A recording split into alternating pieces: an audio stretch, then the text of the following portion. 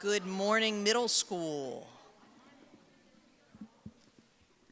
Good to see you all. Welcome back for day 3 of our Voice and Vision seminar speeches. Looking forward to another great round of inspired work here. Today we have 3 speakers. We have Mariah Weaver, Jay Ortwine, and Celia Marshall.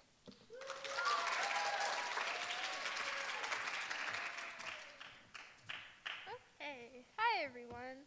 I'm Mariah Weaver, and my topic for seminar this year.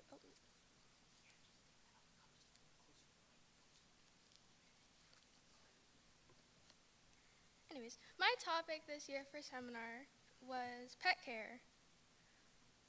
Okay. Ever since my 3 dogs came into my life, I knew that I liked animals, so I already knew what I wanted my seminar project to be on. So I started researching. After a little while, I noticed that most of the things I read about my topic were a little bit different than what I thought. My topic was about pet care, and I chose 3 specific pets to focus on: cats, dogs, and fish out of the many, many pets this giant planet has to offer. Some things that I researched about weren't the most interesting or exciting because they were mostly general knowledge, like don't feed your dog scrapes, that's bad, or don't give milk to your cat, that's also bad.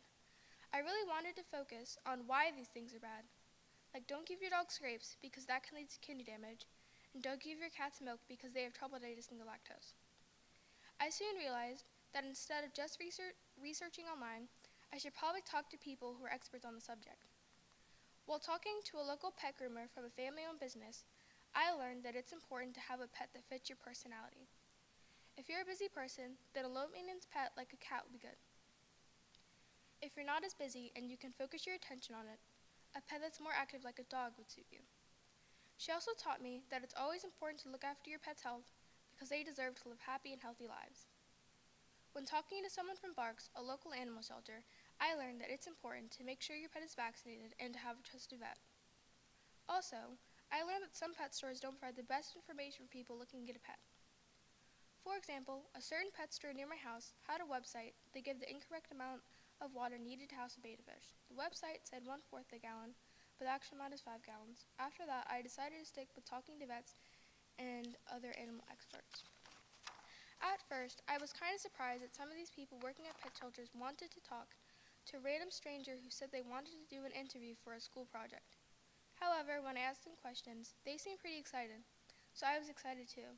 So far, I made a poster that briefly explains what I want to tell people. After making the poster, I plan on putting it in places where people will see it. While asking people questions for my interviews, I got a bit more confident when talking to people.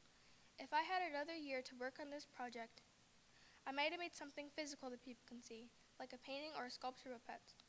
I enjoy doing this project because I learned a lot of things along the way, some fun things and some not so fun things. I hope that my poster can inform people about things that need to be done. Thank you for listening.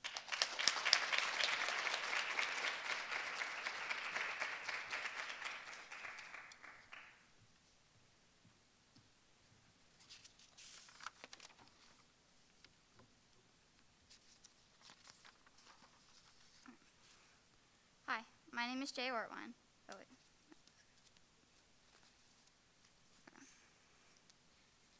Ever since I was really young, I've wanted to play sports. It had always been my outlet for when I was stressed. There were no real rules to playing sports. It was mainly about having fun. So when I learned that there were parameters that had been set to who was allowed to play what sport, I wasn't happy. I had never seen a difference between me and the boys in my class at school, so why did there have to be one on the field? I wanted to play baseball, not softball, and I have recently become interested in football, but those are considered boy sports. I saw what the U.S. women's national soccer team was doing for equal pay, and I knew for sure that this was unfair. As I met with a few students at the lower school, I learned that my thoughts from when I was 10 years old were no different from the 10-year-olds in my community. Because of this, my plan was to create a program for some of the lower school students to learn about and play male-dominated sports. I would use some of their time during the afternoon supervision program, and we would go outside and play games like football and baseball. I would run it twice a week for 2 to 3 weeks. We would focus on how to play and work our way up to playing a full game.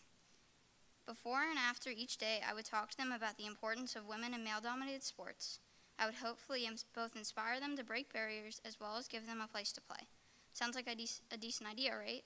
However, this didn't come without challenges. I found that the hardest part was actually putting everything together. Timing, a date, equipment, adult supervision, the list was endless. By the time I had figured out a date, a teacher to work with, and a way to get equipment, snow day.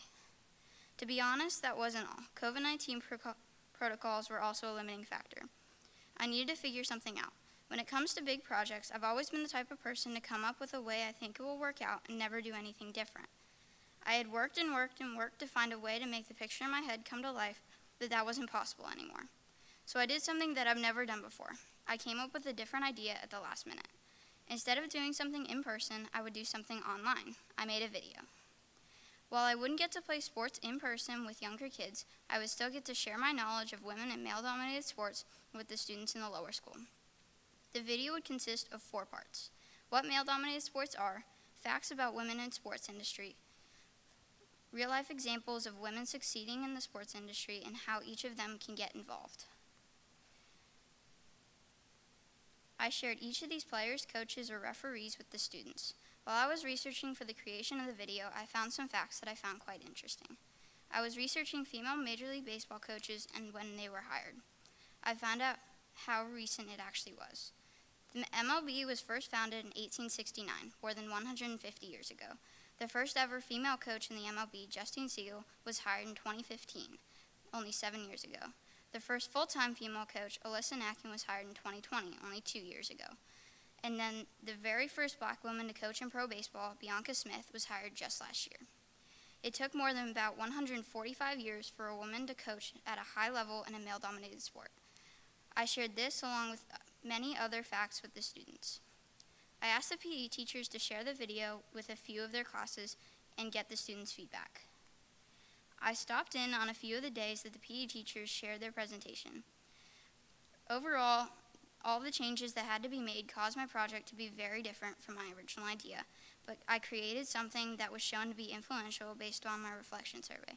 For instance, 95% of the students said that they found the real-life examples inspiring. I knew how important it was that I share this with the students because I knew how important it was to me when I was younger. From this project, I've learned to be flexible and always look for a way to persevere through challenging situations. So next time you come across a football game while watching TV, think about all the amazing things that women have done and will do to achieve great things in male-dominated sports. Thank you.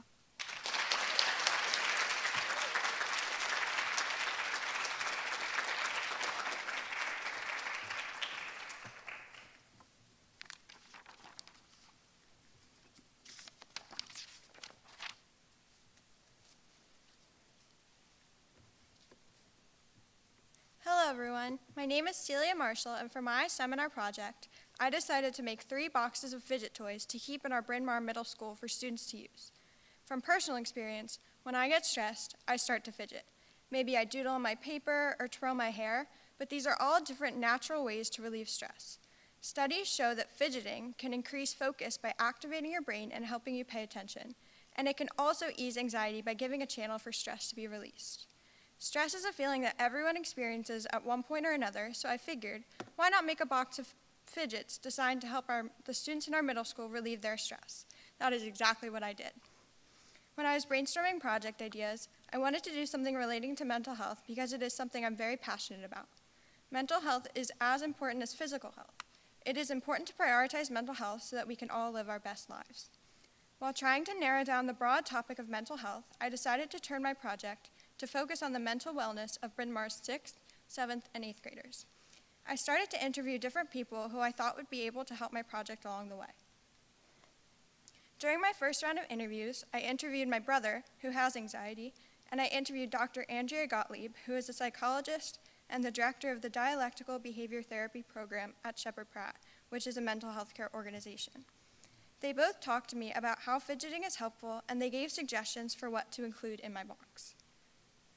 I learned from Dr. Gottlieb that it is important to include a variety of different soothing and stress-relieving fidgets in the box. For example, I included a smooth rock because the texture of that might be soothing to someone, but I also included stress balls because the ability to squeeze that might be helpful to someone else. What works for one person might not work for another, and I wanted to make sure that my box had something for everyone. But before I could actually create the boxes, I had to figure out the logistics first, like, where will the boxes be? How many? How should I keep track of the fidgets when people borrow them? I had to brainstorm the answers to all these questions, but luckily, I was able to get helpful feedback from people along the way. About halfway through the semester, we had to give an elevator pitch to a panel of Bryn Mawr faculty, alums, parents, and our classmates. The elevator pitch was very helpful and was a pivotal point in the brainstorming process for me. I began developing answers to the questions, and I could start focusing on the details of the fidgets and the boxes. I started sketching what I wanted the boxes to look like. I started making some of my fidget toys, and I began collecting the fidgets to put in the box. After all the brainstorming and thinking were done, all that was left to do was assemble my boxes. I felt like the hardest part was behind me. So I gathered 3 boxes and I painted them. I had a lot of fun with this part, and I felt like I could be as creative as I wanted. It took me 2 days to paint the boxes, but once I was done, I loved the outcome. Next, I just had to put the fidgets in the box. Seeing all the boxes completed made me feel very proud of myself and the good I was doing for the Bryn Mawr community. I learned a lot of valuable lessons while doing my seminar project, and I had a lot of fun. From this project, I was able to improve my public speaking, and I learned a lot of time management strategies. Taking seminar, I have learned that it is important to be efficient, but also thorough, and make sure you do the best work that you can do. This is a life lesson I can benefit from. I did have some challenges along the way, but it taught me to persevere, and in the end, something amazing came from it. So, I am glad that I could provide the middle school with fidget boxes, and I am glad that I chose this to be my seminar project. Check out the boxes and let me know how they work for you. Thank you.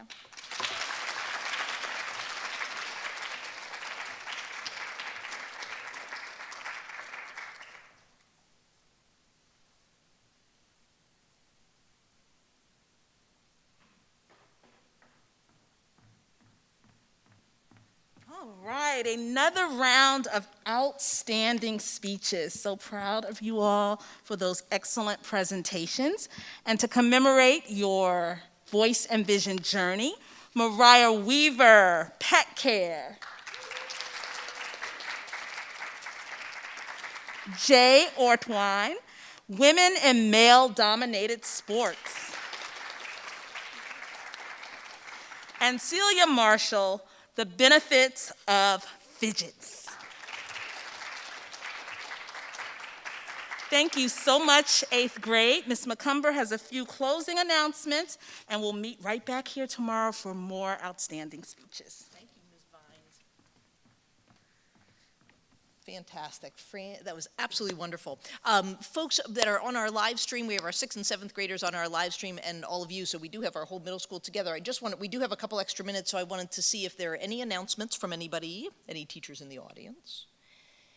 And then I just wanted to remind you all, we have 2 sort of different things happening Thursday and Friday. If you read my email from last week, it gives you all the details, but just a quick recap.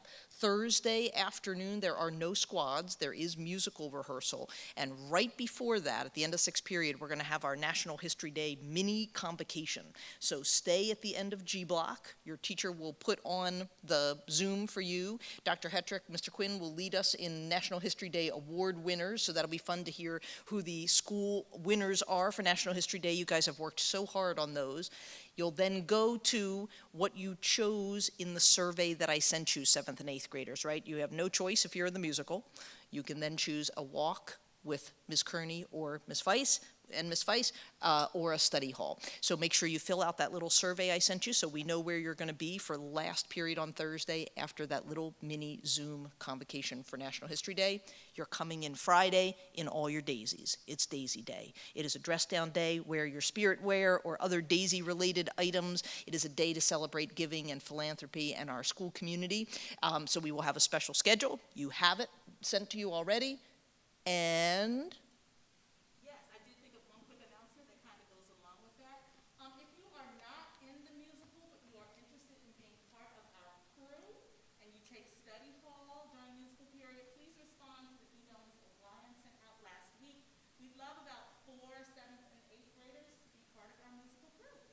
I will repeat that just for our live stream folks. 7th graders, if you are interested in being a part of the tech crew for the musical, you're going to want to respond to Miss O'Brien's email.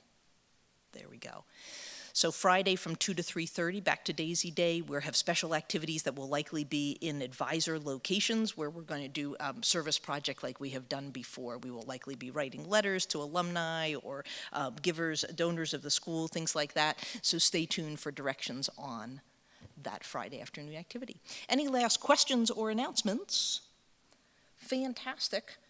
You have about 10 minutes until your next class starts at 10:20, so enjoy a little extra recess time. Goodbye.